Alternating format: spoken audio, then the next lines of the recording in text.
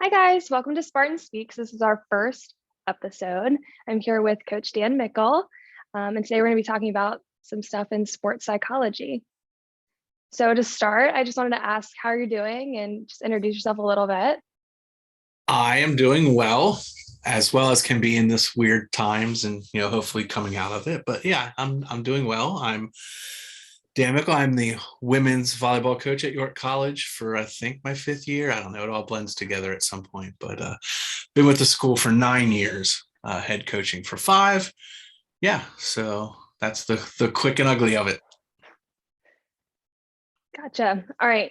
So what is mental training and what experience do you have implementing this practice in sports psychology?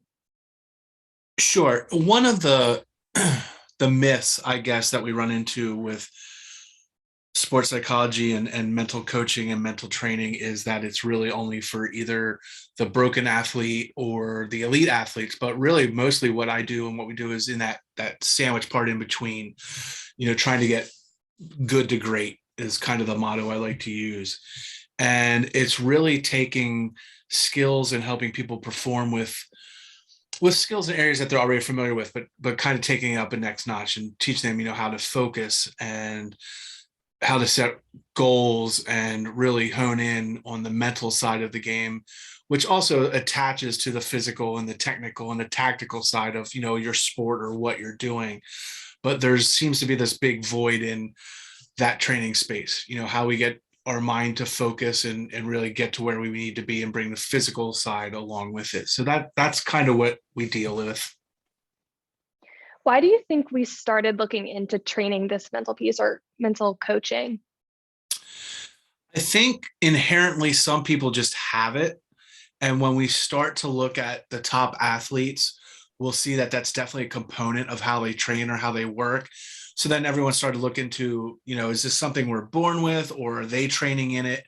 And I think, I mean, I don't have a personal reference point for this with someone, say, like Michael Jordan or Kobe Bryant, but I would think people like that probably had a propensity to do mental things, but the environments that they were around helped foster that. Maybe they just weren't aware of that, how their coaches were training, how their parents and the upbringing was, maybe leaned towards a mental side, but they just didn't realize it. And then people started to realize that was part of what's missing with a lot of people, whether it's youth sports, professional sports, college sports. It's something that's not trained heavily in yet.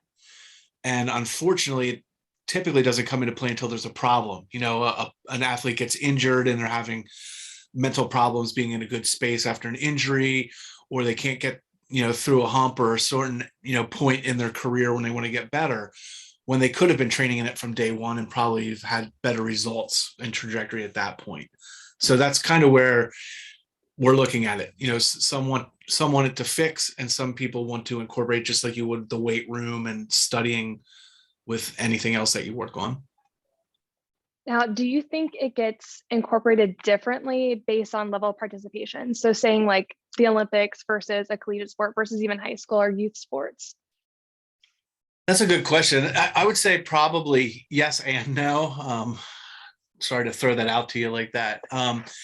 But yeah, it depends on your entry point. I think if your entry point and you've never done mental training as, say, an under 18 or a youth sport participant, your entry point's a little bit different than, say, what it would be for a college athlete or for an Olympic or national team athlete. That being said, I don't think it's so much more of the skills that we're training. I just think those people at those times, like an Olympic athlete or national team athlete, and even a college athlete, has a different training regime and a training mindset that's different than a youth. And I think that's across the board, not just for mental skills. How a college athlete trains is vastly different, I think, than from what a youth athlete trains. And I think the mental is no different from that. So it's not so much that they train mental skills differently. I think it's an overall fact that they train differently, regardless of what they do. And I think that's probably the biggest thing. I work with everyone from, I have a few clients that are U19 kids, and I have players that are on our national and Olympic teams and Olympic medalists. And what we train is almost the same across the board, but how we train it's a little bit differently. The intensity and, how I explain things. For example, going through a visualization script with a national team or Olympian is vastly different than the visualization script I go through with a 12-year-old. Until they get to that point. And at some point they get a little bit more advanced on it, but it's just a little bit more basic throughout, but the skills and the concepts are typically the same.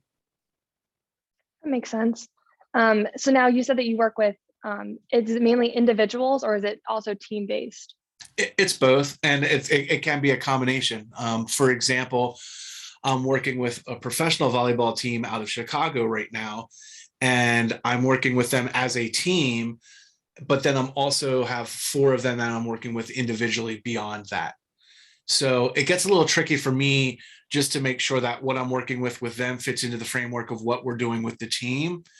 But when it's just me working with an individual, I often kind of take it like, what's your training environment? For example, if I came on board and started working with our field hockey team at the college, I would want to know like how coach deals with them to begin with. I wouldn't just jump in there and say, hey, this is how we're going to do it. Because the environment is a big component of it. Even though I might be working with them individually as a person, it has ramifications on the team and also has influences from the team. So they kind of go hand in hand. I don't need to work with one or the other to work with either one. And it can be a little bit more challenging working both at the same time. Right. Do you think that one is easier than the other per se? So working individually versus a full team? Yeah, I hate to say it this way, but I like individual because they're there for a reason. A lot of times when I'm working with a team, I'm not always 100% sold that the team's 100% sold on it. So if I'm working with a team of 20, I'm hoping that all 20 are engaged, but I'm realistic to know that probably 3 or 4 of them are like, I see no value in this and not putting the work in. With an individual, I can hold them a little bit more accountable because it's one-on-one, and chances are, they're paying for the services or someone's paying specifically for that person. So it seems to be, a little bit more buy-in individually. Gotcha. Do you think that consistency is something that's like necessary in order to get really good results from mental coaching, mental training? Yeah, I think if you look at any training, that's a key component, and mental training is no different. If you're going to the weight room 4 days a week in the summer, and then once school starts, you're going once a week, you're not going to see the same gains, or you're not going to retain what you did. And mental training is the same way. There has to be some sort of consistency on it. Now, for example, my main program is a 6-week program that I usually take, regardless of what level they are. We go through this 6-week program and I adjust it, depending on their level, but I have to trust that they're going to do the work each week. I only meet with them once a week, but they're doing, whether it's journaling or goal setting, they're working the whole week. And you can tell right away if they aren't. Like, you just can't avoid it. It's sort of like the weight room. There's a lot of comparisons between physical workouts and mental workouts in that sense, that as a coach, you can tell someone's not doing it. And I know one of the questions you'll ask later kind of dives into, that area of it. So I won't hit on it too much right now, but I would have to say, yeah, if you're serious about training and you're serious about your sport, then you need to be serious about the mental training. Not just going through and showing up the day that you have your meetings or, hey, I'm going to do this worksheet and then just tuck it away. You have to apply it. Gotcha. Now, do you have any advice, anything specific for YCB students here that might be interested in mental training, but don't know like where to start? Yeah, there's a lot of great resources, just like anything on the web. But I honestly think the biggest challenge that student athletes have right now coming in is just the goal setting and the time management aspect of being a student athlete. It's not to say that being a student athlete at the high school level isn't hard, but I feel like there's more people kind of hand holding you through that process. And in college, you're a lot more on your own, and you think you have a lot more time, or you think you don't have a lot of time. And it's funny, and you laugh, and that's usually the response that I get because it's so true. But if you also think about it, you probably have a lot more time than you think you do. but we don't sit down and really plan it out and how do we utilize that time. And that may sound just like a time management, not really a mental thing, but it's completely a mental thing, because as much as we like to believe that we can multitask, we don't. And I won't get too scientific, and I'm sure there's a ton of professors on campus that could go much deeper into this stuff than I can, but it's an illusion of multitasking. For us to do multiple tasks at once, we are putting something on hold, and we feel like that we can get good results, but we really don't. Something has to suffer. So I think I would like to see students coming into college just take a moment and find some sort of time management course, whether it's on LinkedIn, even YouTube, and just learn how to plan and map your days would have the biggest benefits. And then going into relaxation, and that encompasses everything, whether it's anxiety or stress, mindfulness kind of folds into that. Those are my big three. And that's actually like the core components of my program. So my program focuses on journal writing, because I feel like we don't do enough of that to see where we're going. There's days that we feel like we're reaching our goals or that we're progressing as an athlete, but then we have one bad practice and we feel like we've, stepped really far back, but you really haven't. You just had a little dip, but you're still trending upwards. So that's why journaling is huge for me, because it's kind of a record for you to keep. Okay, this is why I'm doing it, and I am getting better. Goal setting is huge, because I think we just go in there like we want to win games. Like, who doesn't want to win games? But I think we need to break it down a little bit more. Like, how do you as the athlete want to get better, and how does that fit into what your team wants to do? And we've done that in our program a little bit, and I would love to expand it. But again, it's new for people, so it's hard to get that buy-in. But I want to make sure, like, you as Claire have goals. What does Claire want to do to get better as a volleyball player? But also, does that help our program? Because if what you want to do to get better doesn't align with what we need as a team, then we're going to have a conflict and a problem. So we want to make sure that the individual goals fit the team goals, or the team goals fit the individual goals. Third is relaxation. Breathing, meditation, mindfulness, because we need a mechanism to calm down. Just saying calm down isn't going to help you. And I think a lot of time we just keep packing that baggage. And the way I like to work and think of it is your life as a student athlete is a trunk, and you're constantly putting stuff in it, like feelings and emotions, and suppressing them because you don't want to have an outburst, or you want to try and stay positive. But at some point, that trunk's going to get full. And if you don't have a method to empty that and reset, that's a problem.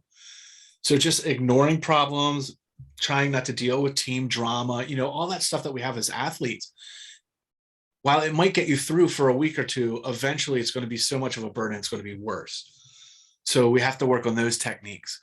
And then my fourth one is visualization, and kind of going through how to mentally practice.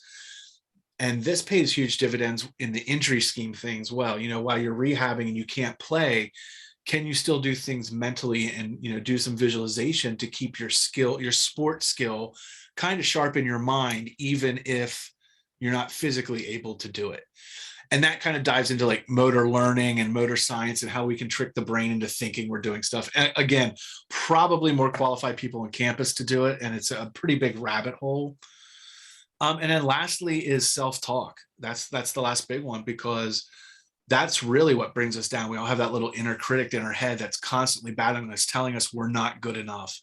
And, why are we here? And you shouldn't even be on the court, let alone starting, constantly. And we can't just push it off and ignore it. At some point, we have to confront it and work on it. And that's really what I like to do is dig in there and say, look, we're no longer going to ignore these negative thoughts. We're going to figure out and attack them, put them on trial.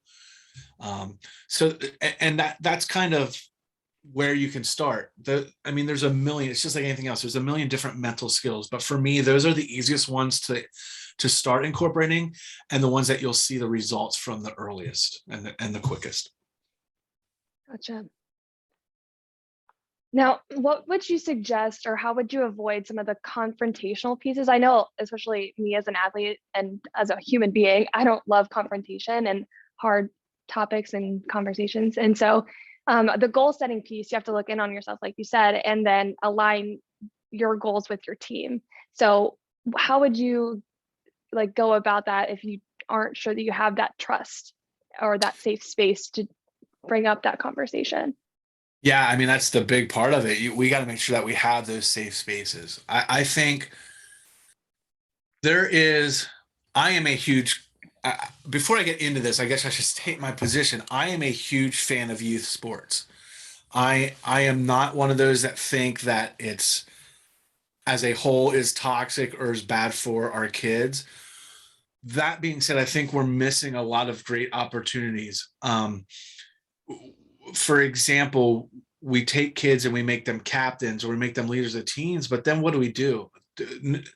I mean, and I don't mean to put you on the spot, but were you a captain of your high school team? What additional training help did you get for you to be a captain? Nothing. Right. Right. Yeah. And I would venture to bet that most people listening to this, or most athletes on campus, if we said, hey, were you a captain? And if they said yes, said, okay, well, how were you prepared for that? And I think that's the problem. We throw these titles on, hey, I need you. I mean, I can't even think about being 16, 17, 18 years old and being thrown into a captain. And now I'm being asked to be someone to manage like conflict resolution and communication problems. Like, I'm not prepared for that. How am I supposed to handle that? So I think that's actually where it has to start. And you got to see a little bit of it this year behind the curtain, how we worked concurrently with the team aspect. You know, we worked on our team concepts and our mental training at the same time. And that's why, you know, one of the first things that we worked on this year was trust, because if we don't have that trust, and I think you realized as we moved on, trust isn't just a blind trust. It's more about knowing that I trust that you're coming from a place where you think this is helpful, let alone, you know, and we can work on whether or not it was beneficial or not beneficial in the situation. But I think they kind of have to go hand in hand. If you're going to try and implement mental training, but you don't have trust in a program, you're going to run into problems. You know, if again, we compare it to say like weight training, get in there and do it. And I can sit there and say to your chart, like, look, you haven't checked into the gym for a week, or you haven't increased your weight in 6 weeks. You're obviously not doing the work. Mental training is a little bit harder because we don't have those tangible things to check off and say, oh, I can see you're better at goal setting, or I can see that you're better at self-talk. So that's where it becomes an issue. You just have to trust that people are doing it and working on it. Gotcha. So now, what kind of results do you think we're going to see, either immediate from like maybe first week starting some of this mental training versus maybe a whole month or the full 6-week program, like you said? It takes a while. I mean, it's not going to be super instant, but I think athletes that struggle with anxiety tend to see a pretty quick result within a week or so of starting saying the journaling, because they can start to work things out and they see how much things are consuming them. You know, my daughter is 13 and she's finally getting it. Like, she lives and dies volleyball, but she didn't really appreciate the mental side of it, even though she knows that that's what I do and is around it. Like, even for her, it was tough for her to get into it. But now she's starting to realize, oh, I work harder because I know what I'm working towards. You know, or I can now work on my anxiety because I'm confronting it. I'm not just trying to suppress it and get through it. I'm looking at what's stressing it out, what's causing my anxiety, and how to work it out. So you can see immediate results within a day or two on some of the things. And then things like self-talk, it's going to take a long time. Basketball players, for example, shooting free throws that have, you know, anxiety shooting free throws because they have all the negative talk, it's probably going to take a while for them to get that to the point where it doesn't affect them. But almost instantly, we can get to the point where it's lessened. So, you'll see the results, but to get to the point where you're like, oh man, I finally got this, it can be a little bit. Gotcha. So now, of the things that we did talk about, the 4 sides, what do you think should be the starting point as an individual athlete? Like, what should you try first? Journal, journal, journal, journal, journal. I think people in my circle, or people that have seen me speak multiple times, are probably getting sick of me bringing that up, but I can't stress that enough. Because no matter what you're doing, if you don't have a record of it, you don't know what you're doing. And a prime example is, if you're in a heated moment in a game and a player does something like I'm trying to think of a real world example, and of course I'm drawing a blank right now, but like let's say you're wide open on the basketball court and your teammate doesn't pass you the ball, and that really upsets you. Like, look, I'm open, you should have passed it. So then the next play, you don't pass them the ball, or you kind of shun them or don't do something. And it could cause an issue, you miss a point or it blows the play. When you look back on that the next day or a couple days later, when you're trying to recap the game and work on it, you might remember and realize, I didn't pass her the ball and that was the result. But you forget the fact that you did it because you were emotional. We live in a world where we have all these stats and we have video and it shows us what we did. But a lot of times we forget why we did it. And if we can take that journaling right after practice or right after a match and say, this is how I felt, and this is why I did certain things, when we have to recall it later down, it's not as watered down. We remember, I made this decision because I was emotional in that moment. And if I had to make that decision right now, I probably wouldn't make the same decision because I didn't have an emotional component to it. And and that aspect kind of fizzles away. So for me, that's why I love journaling. And it's tough. I mean, you've seen it firsthand. It's my thing personally. I push it, but it's hard to get everyone to buy into it. And it'll take time, but I think within a year or two, our whole team will do it and it won't even be an issue anymore. But we have to start somewhere. And that's the problem. Someone writes a journal and they miss a day, and then they feel like, well, I missed a day, so why keep going? And you know what? You just note it. Oh, I missed. Hey, sorry, I didn't check in with myself on Thursday, but here's where I'm at on Friday. You don't have to go back and try and recall everything you did for the day that you missed, because again, you don't have it in that emotional. You would just be recapping the facts of that situation and not the emotional aspect of that situation. So I would say, yeah, go buy a journal, like $1 one, $2, whatever from Walmart, or buy a fancy one, but every day write something down. One sentence. Yeah, exactly. I mean, you can probably see them on my shelf, but these are all journals. I mean, I have journals going back 30 years. I could tell you what I was doing in 1992 when I was playing, but that it's just my thing. And some days it really is like, hey, today was a crappy day, and that's all I wrote. And then some days it's War and Peace, 25 pages of what's going on, but just getting consistent and writing it every day is really what matters. So journaling is absolutely. And there are a ton of websites out there where you can just do journal prompts. If you're not sure what to write, just do that. I'll self-plug. If you follow at 717 Soul on social media, I do daily prompts every day, go out on Instagram and Twitter feeds. So if you're not sure what to write, just answer a prompt, just a random question that someone posed or that you see, and it doesn't even have to relate to what you're doing. It just keeps you in the habit of writing every day, so that when you do need to write, you're used to it. Right, that was going to be my next question, is like, how much do you think you should be writing and reflecting? So basically, what's the difference in, if I'm sitting down watching film back of a practice or a game, how much should I be writing, if that compared to maybe just a practice or a typical Saturday? For me, like, watching film and taking notes is the book, and the journaling aspect are the footnotes. or the citations. You can see, again, why we ran this play or how this play worked, but the journal will tell you what was going on in your mind at that point.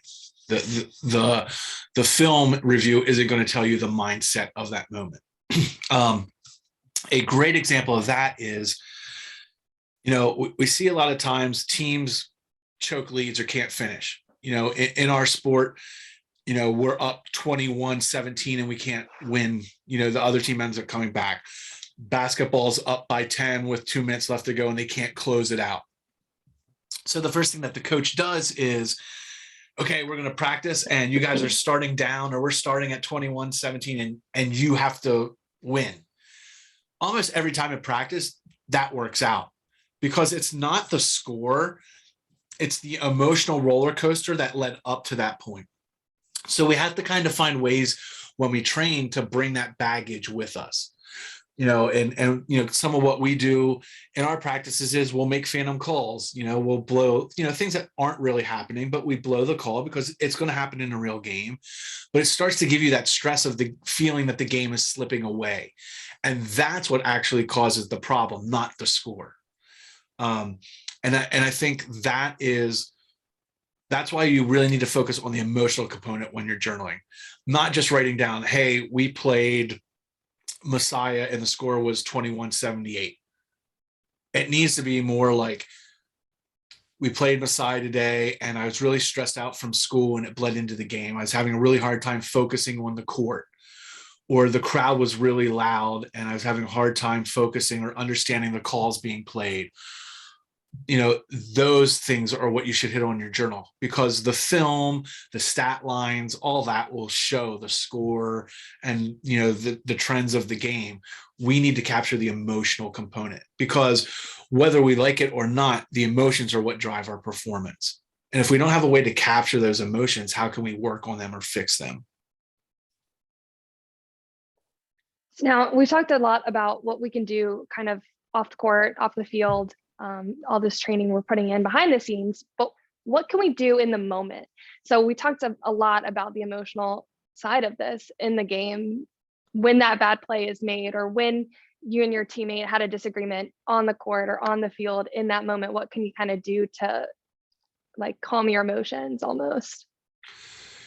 Yeah, the first thing it does is, and again, I hate, I feel like it's an inside joke between us because of how we've worked together with the volleyball program, but a lot of it starts with breathing for us and for me, because if breathing does two things, it helps clear you mentally, but it also prepares you physically. And if you're stressed out, you're not going to be able to fix things, whether it's physical or mental. So we have to teach our body to get to that point of relaxation. So that's why any situation has to start with the calming down of the mind and the body. Again, you lived it firsthand, how we've changed our timeout process. It used to be call the timeout, and while you guys are walking off the court, we're going to start telling you what we need you to do. But we've changed that now to call the timeout. You guys sit down, get a drink of water, collect yourself, and now we're going to talk. And that's because we need you guys to be relaxed, ready for instruction, and to talk about what's going on. And I think that is where we could all do better from a coaching standpoint and a player standpoint, is we know there's going to be conflicts, whether it's coach-player conflict, player-player conflict, or coach-coach conflict even. We just need to learn to accept that we're going to have those conflicts, but we have to make sure that we're having them from a place of relaxation. Okay, you and I are going to disagree, but let's take a moment, get ourselves right, and then talk about it. And not to get personal, but you and I've had those moments where I've made a decision that you didn't agree with. And probably years ago, that could have been really confrontational. I can't believe you benched me, or I can't believe you decided.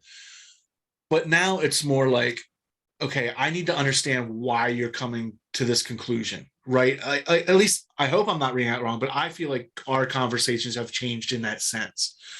And I think that's what we need to get to, because we both want the same thing. We both want the team to do better, but we all do want you as an individual player to get better.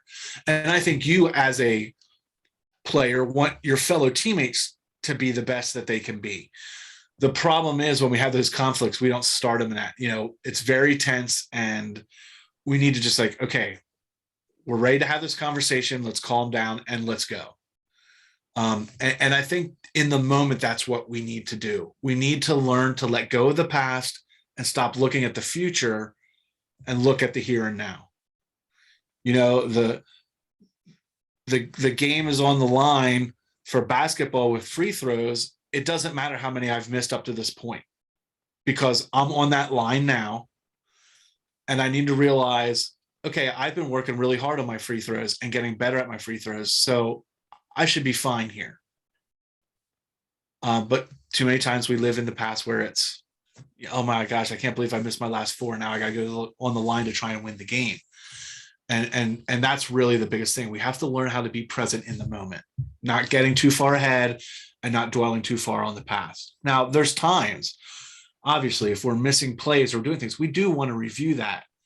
But that's what timeouts for halftime, in between sets or matches. That's when we review that. But we're more on the court or the field. We really just need to be in the moment and kind of working that flow state. All right. So now, overall, the whole conversation, I feel like big takeaways, and you can add to it as we go through. First one is journaling, as I think we killed that journaling topic. Definitely try it out. Learning to breathe and relax, coming from a place that's calm and level-headed. And then putting in work, self-reflection, talking with your teammates, finding this place of trust and open communication. Is there anything else you'd want to add? No, really, the biggest thing is, it's like going to the dentist, right? Like, if you think about how you brush your teeth the morning before you go to the dentist versus how you brush your teeth every single day, it's usually a big difference, right? Like, oh, I'm going to make up for those 5 days I missed this last month and brush really hard right now. And that's how we have to treat mental training and mental skills. Is we can't push and use them when we need them. We need to use them every single day so that they're there and ready to go when we need them. And too many times we try and just cram them in. And, I'll get a lot of phone calls right before playoffs. For me, for November, I get a ton of calls in November, like, hey, can you come work with my team? And I'm just like, no, like, I should have been working with them in August so that they're prepared for November. So that's probably the biggest thing. Like, it's a year-round thing. And even if you're not in season, you can still journal about school. You can still journal about your off-season workouts, what's going on in your life. You can work on breathing every single day. And it just 20 minutes a day. It's really not a lot. And the time that it can save you in stress and breakdowns and, those issues is astronomical. So, you can really get away with a 20-minute a day plan. Will kind of put you in the right frame of mind. Awesome. All right. Thank you so much for coming on, being our first guest. You've been awesome. I feel like we've really gotten a lot out of this mental side of things in this conversation. Yeah, I'm going to close out so you can go ahead and log off, and then I'll do our outro. Awesome. Thank you. Thanks for being here. Talk to you later. All right. Thanks, guys, for watching. It was an awesome episode. I'm looking forward to doing more. If you ever have any suggestions of things you guys might want to hear, or things that come up like with your teams and things people you might want to have on or hear from, shoot Zach an email or me.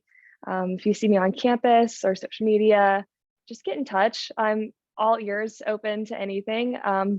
The two upcoming ideas in our forecast coming up should be diversity and inclusion, and then body image and healthy eating, kind of that, again, more mental health side of things. Yeah, that's all I got. So these should be coming out Fridays. We did talk about like a tentative schedule. Where you can find them, there will be a web page on our YSB Athletics website, and there'll be a drop down. It should say YSB SAC or the Spartan Speaks podcast show type thing, and then they should all be linked under there. And I will link resources and stuff as we go through, if we get any great stuff, and link them there as well. So thank you guys for watching. Can't wait to see you soon.